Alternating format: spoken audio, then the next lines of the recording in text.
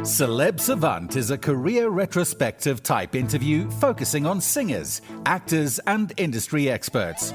Join Barrett Edelstein now as he dives into the entertainment world.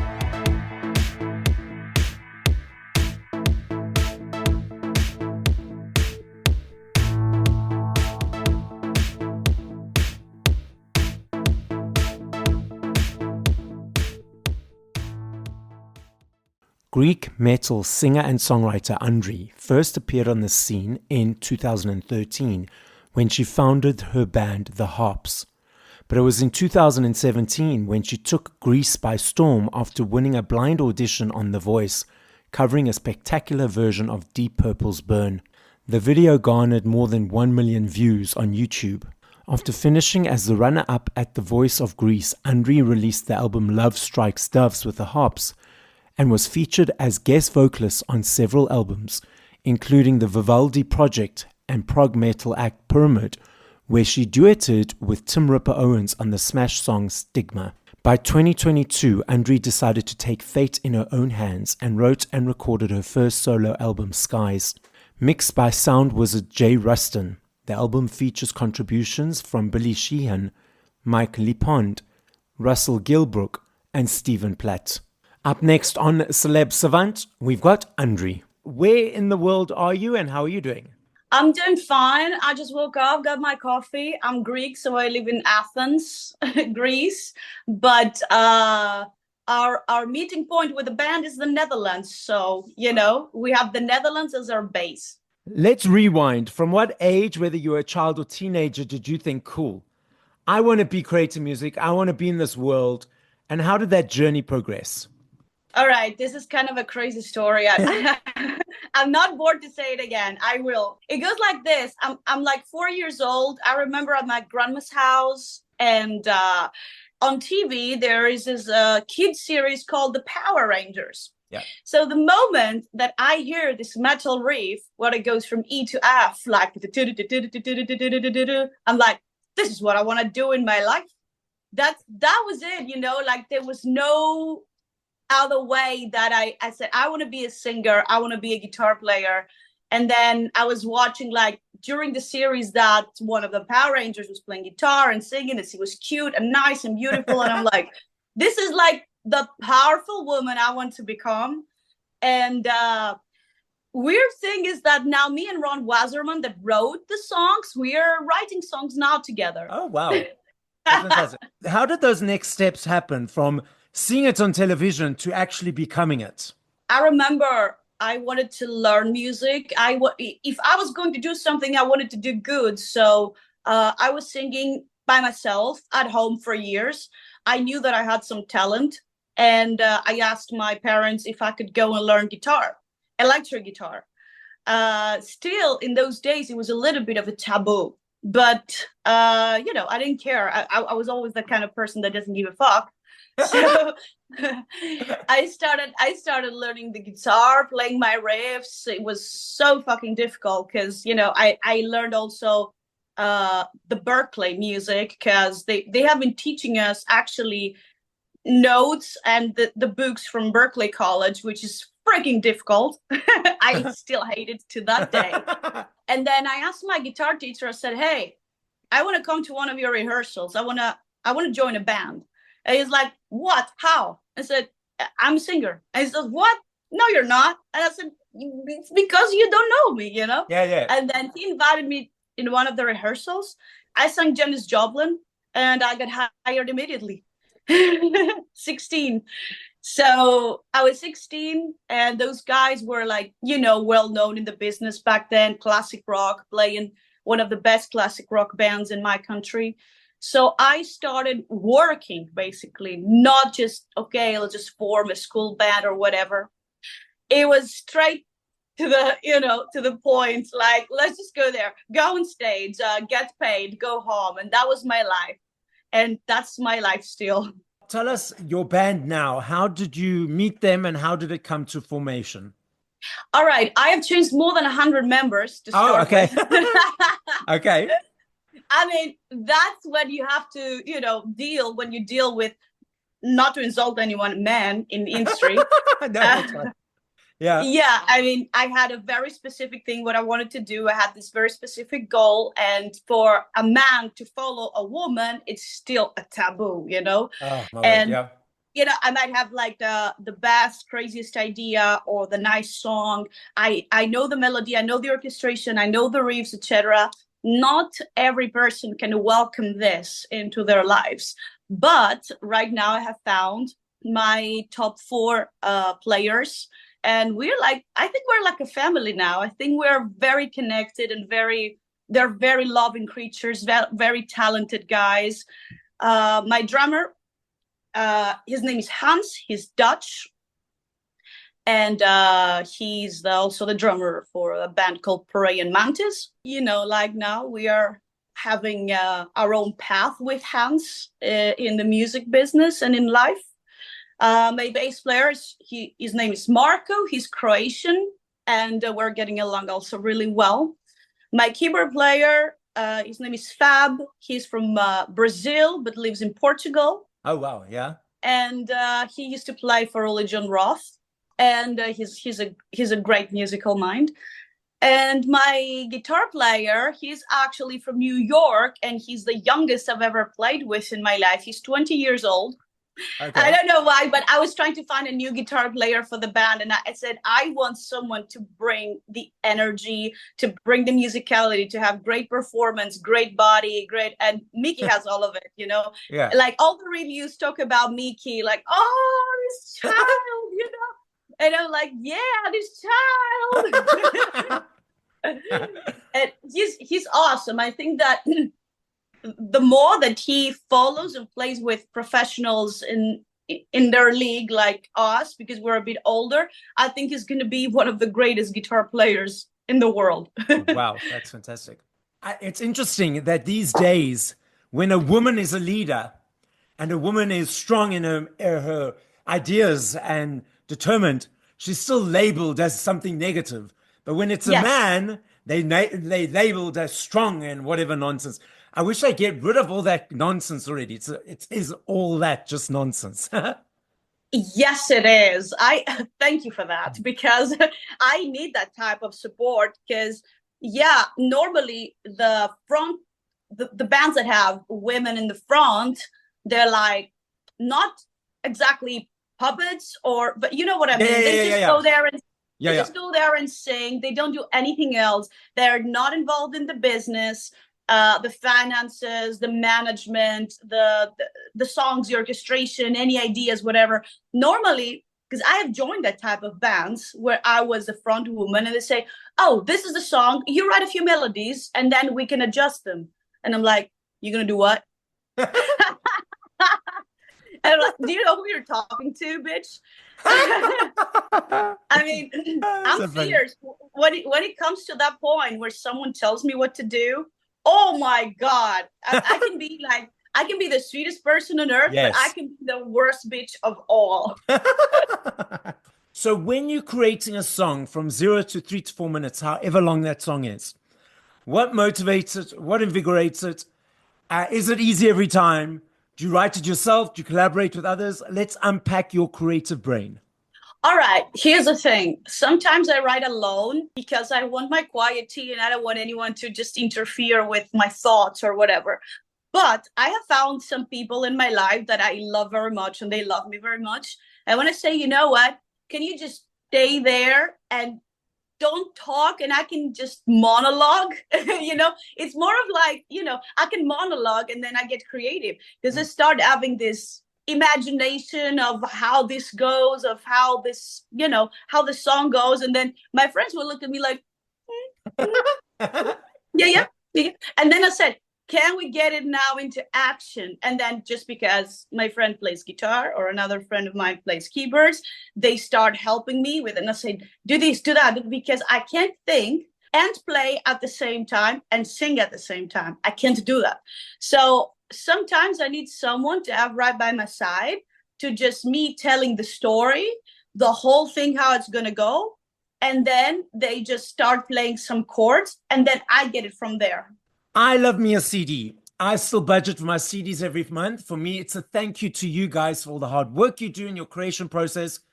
I'm knowing that you're in the business. I'm sure you are aware that vinyls and CDs and cassettes are a massive comeback around the world. Uh, Yeah. Vinyls last year in the UK alone, 5.9 million sales, the biggest since 1990. In the UK again, there's a basket of products that they gauge exchanges for because of tax purposes. And because of the upsurge of CDs again, they've put that back in the basket. And this research is showing that it's the teenagers, the younger kids that are diving into this world, not the older nostalgic people. But then we also have these streaming platforms that people consume music on. What are your observations of the landscape at the moment? I mean, what the fuck, dude? Have you seen his face? Have you seen the way that he looks? Like, have you seen his picture? Have you just seen it? Like this fucking billionaire who takes advantage, abuses basically all of the artists in the world because, okay, half of the population, they just want to make music for fun. And they just, I want to upload their songs to just say, oh, I have a song, this is in the platform, blah, blah. But they're, half of them, we are working people, you know, in the music industry, make a living out of it, giving ourselves in this, continuing a legacy, and he's fucking us up. So mark my words, he's gonna get down. I think that it has gone too far. It has gone too far. Like, you can't pay me that shit, you know? Fuck off. It's actually true, because there's an energy around a way a person conducts themselves and conducts business. And if there's an imbalance and an overextension on one side, the balance has to eventually come through on the other side. So it has to, totally agree. Now, what do you enjoy about performing live? When I perform live, well, it depends on the circumstances that I have to face every time. To me, create some type of anxiety because I don't know what I'm about to face, because it's not always like big stages and arenas and TV and I'm like, okay, do we have this? Oh, suddenly my in-ear doesn't work. Oh, I have to do it by myself. Oh, I have to listen from the outs, or I have to listen from Fab's monitor, or I have to it's just an anxiety disorder. And the moment that it gets solved on stage, kinda, you know, I'm starting to become myself and give 100%. Always the first song is a challenge. Okay. Like the first song is like a big challenge. Like, okay, are we on the same page? Is everything okay sound wise? For example, there was one time that I had a problem with the props, you know, like the sparkles, you know, was about to come into my face. Or there was, you know, you have to be careful with everything. And I'm trying to be as much concentrated as possible because I'm also playing in high heels.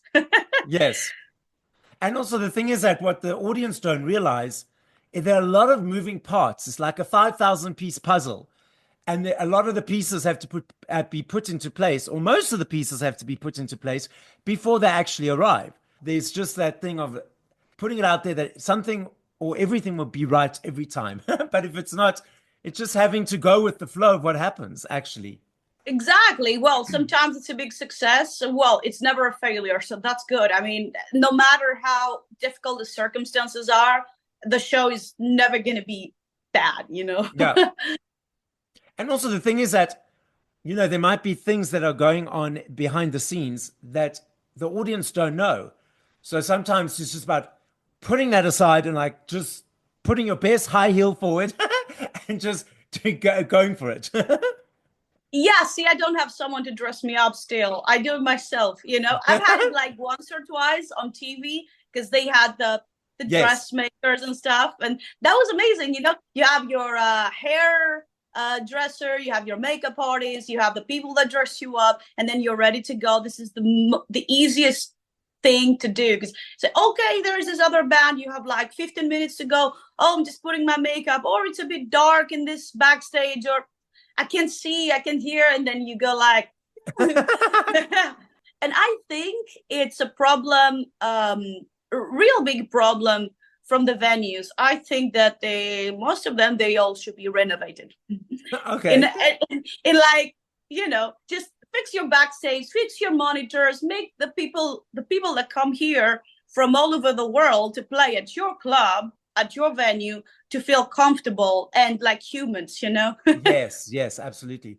What do you love about this type of genre of music that you create?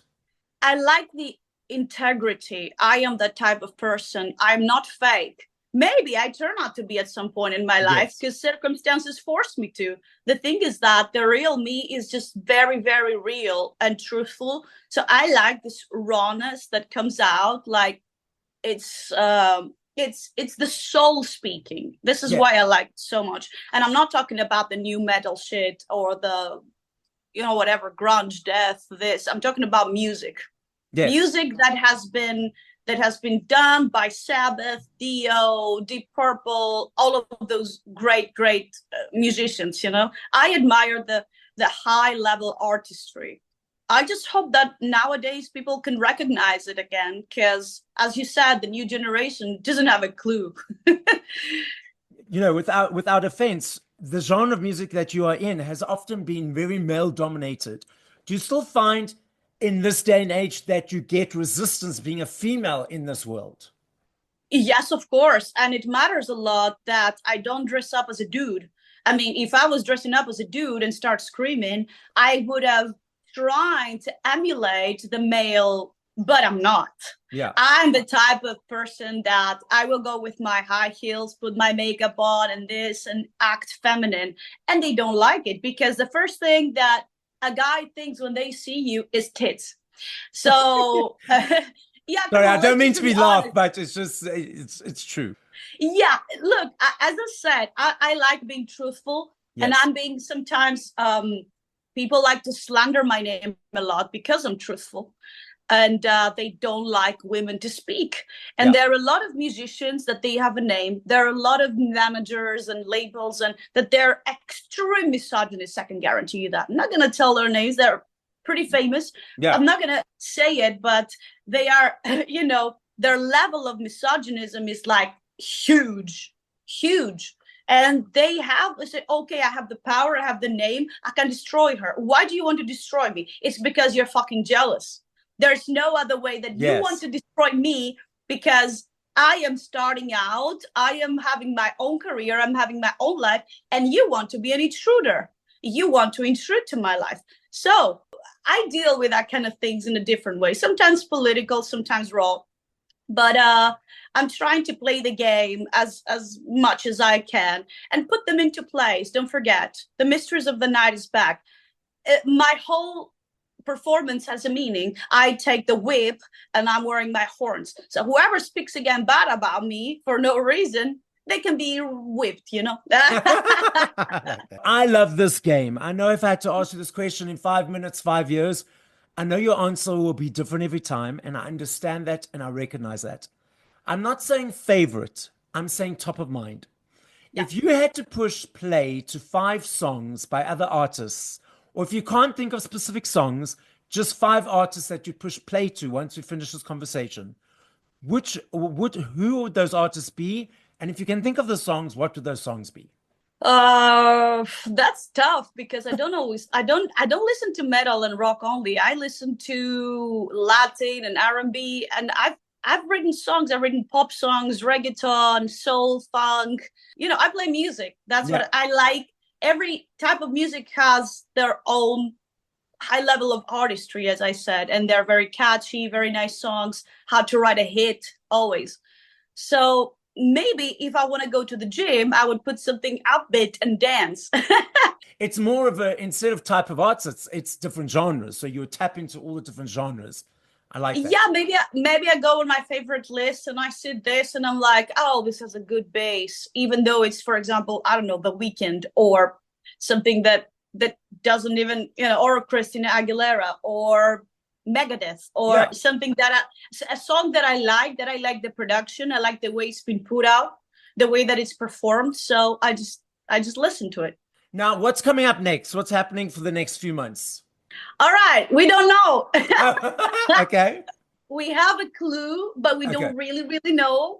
The thing is that I have been approached by a Greek Eurovision fan club to just put out a form for Eurovision for Greece. And I'm one of the contestants for the best 12 that they're going to compete. I'm not sure if we are on it.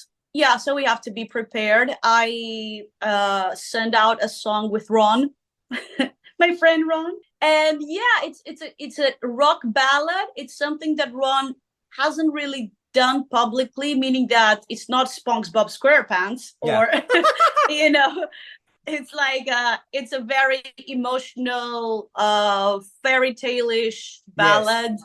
And I love the way that he thinks about my voice, because this is exactly the type of music that suits me.